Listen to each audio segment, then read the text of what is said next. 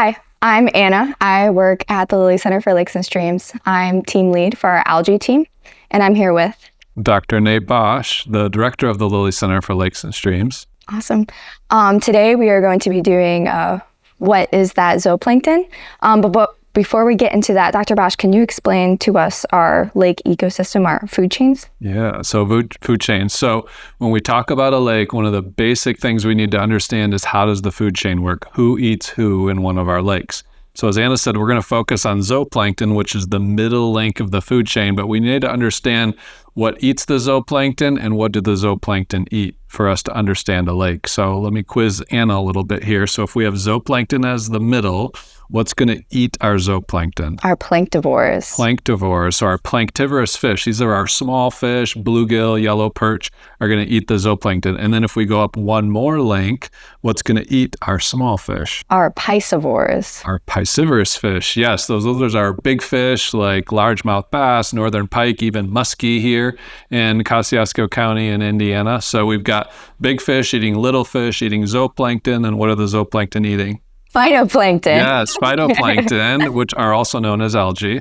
And then what are they using to live? All of the nutrients in our lake. All the nutrients from the lakes. Yes, so that's our lake food chain. All right, thank you so much for explaining our lake food chain to us. Now we're going to get into name that zooplankton. Are you ready? Yes.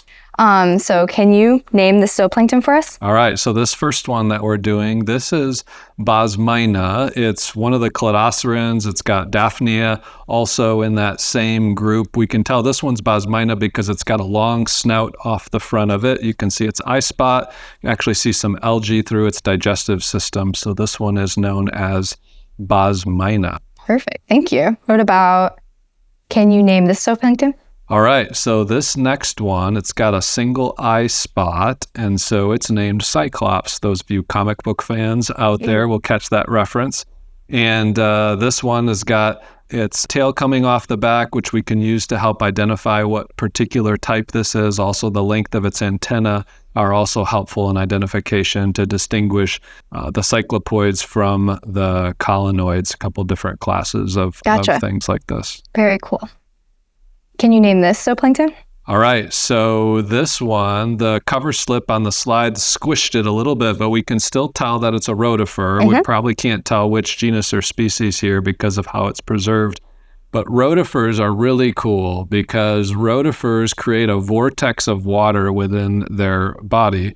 And so if you think of like a little tornado of water with little algal cells in it going through, and that's how these rotifers are going to eat, how they do their filter feeding in our lakes. So we've looked at a few examples of zooplankton here. Remember, zooplankton are the middle link of the food chain in our lakes. And so we have the top link is our piscivorous fish, so our big predatory fish. They're eating our planktivorous fish, those smaller fish. Those are eating our zooplankton, which we've talked about here. Zooplankton are eating our phytoplankton, also known as algae. And then the algae, those phytoplankton, they are feeding off nutrients in our lakes. And that's what makes the food chain in our lakes.